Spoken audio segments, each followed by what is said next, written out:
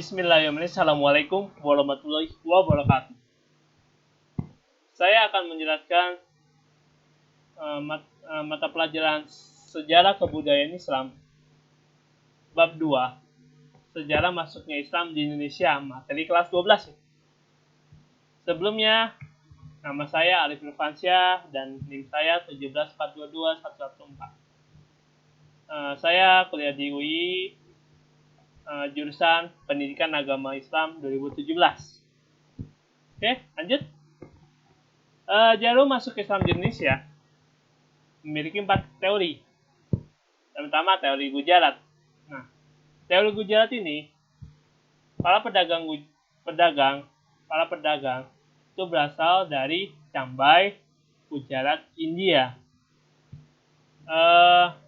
Teori Gujarat itu mengatakan atau menggunakan bahwasanya Islam masuk ke Indonesia pada abad ke-13 Hijriah dan ditemukan makam Sang Buddha Pasai, yaitu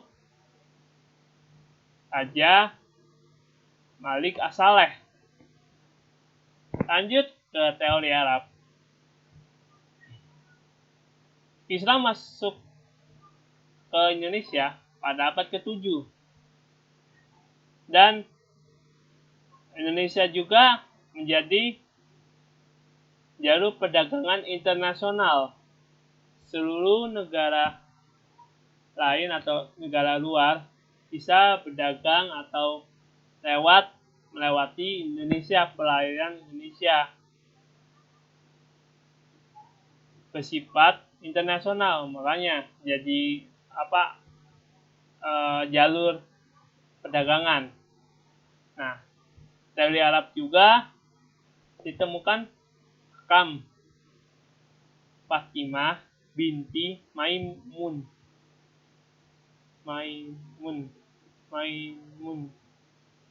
di Leran, Jawa Timur. Nah, lanjut ke teori Persia yang ditemukan oleh Husain Ganjajaningrat, mengatakan bahwa pada tanggal 10 Muharram itu memperingati hari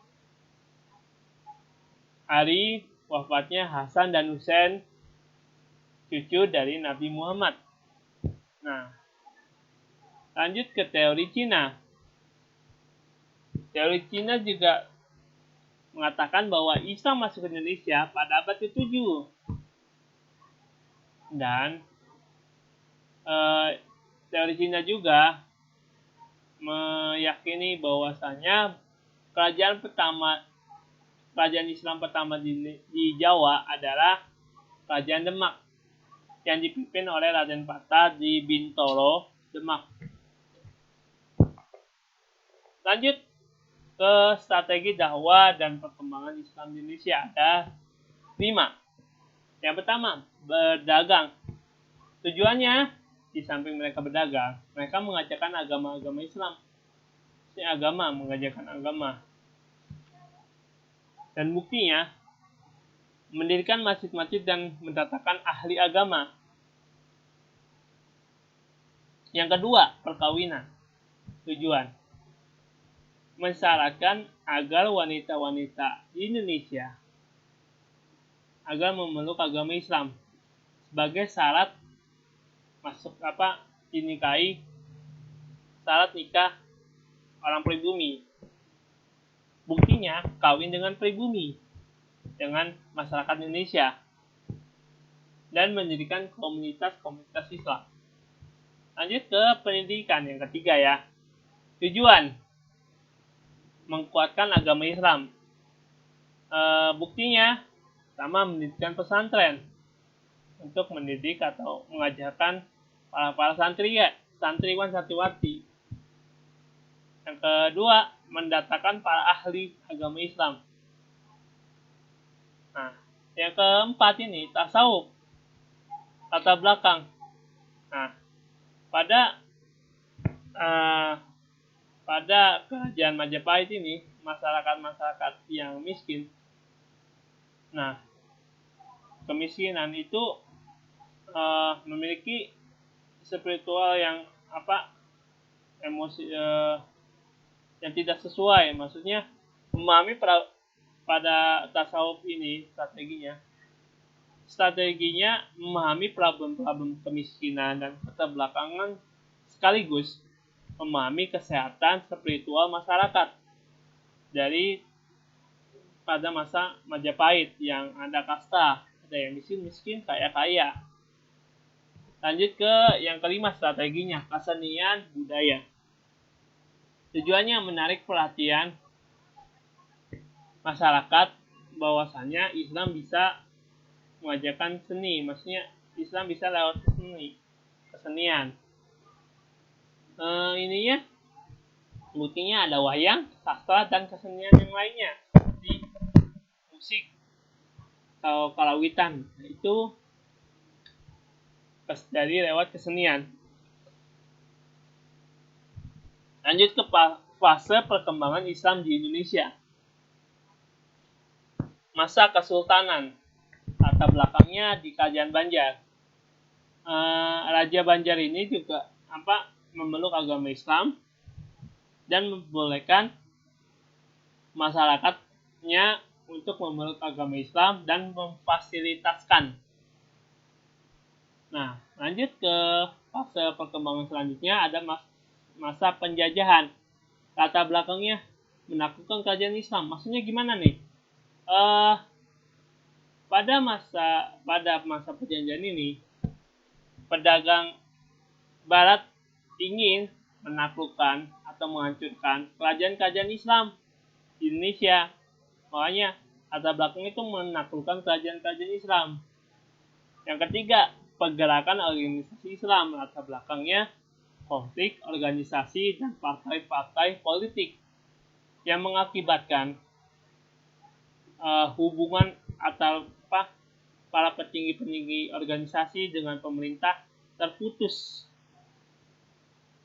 Nah, lanjut ke perkembangan Islam di wilayah-wilayah Nusantara. Yang pertama, perkembangan di wilayah Sumatera. Nah, latar belakangnya ada kerajaan Samudra Pasai. Yang kedua, kerajaan Perlak. Dan yang ketiga, kerajaan Aceh. Bukti Islam pernah singgah di wilayah Sumatera ditemukan makam Tuhal Amsuri pada tahun 902 Hijriah dan makam Sultan Malik As-Saleh sekaligus raja dari Samudra Pasai pada tahun 696 Hijriah. Lanjut kedua, kita pergi ke Kalimantan. Nah, latar belakangnya suku Dayak. Maksudnya gimana nih? Di Kalimantan ini Islam itu memiliki banyak kepercayaan beda-beda, tapi memiliki satu kesamaan, yaitu Kahariang. Nah, dalam suku Dayak ini diantara lain satu suku Dayak Kenya dan Bahau, yang kedua suku Dayak Puna, yang ketiga suku Dayak Siang, yang keempat suku Dayak Kayan, yang kelima suku Dayak Iban dan Kalimantan, dan suku keenam suku Dayak Nganjuk. Lanjut ke perkembangan Islam di Sulawesi. Latar belakangnya kerajaan Goa.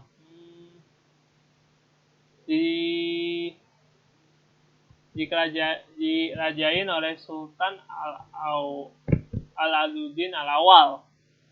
Itu kerajaan Goa. Perkembangan Islam di Nusa Tenggara. Latar belakangnya Sultan Bima. Maksudnya gimana?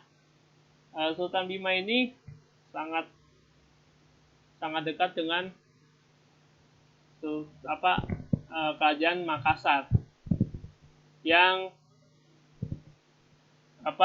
bahwasanya Sultan Bima ini memeluk agama Islam oleh mubalik dari kerajaan Makassar. Dan Mubarik ini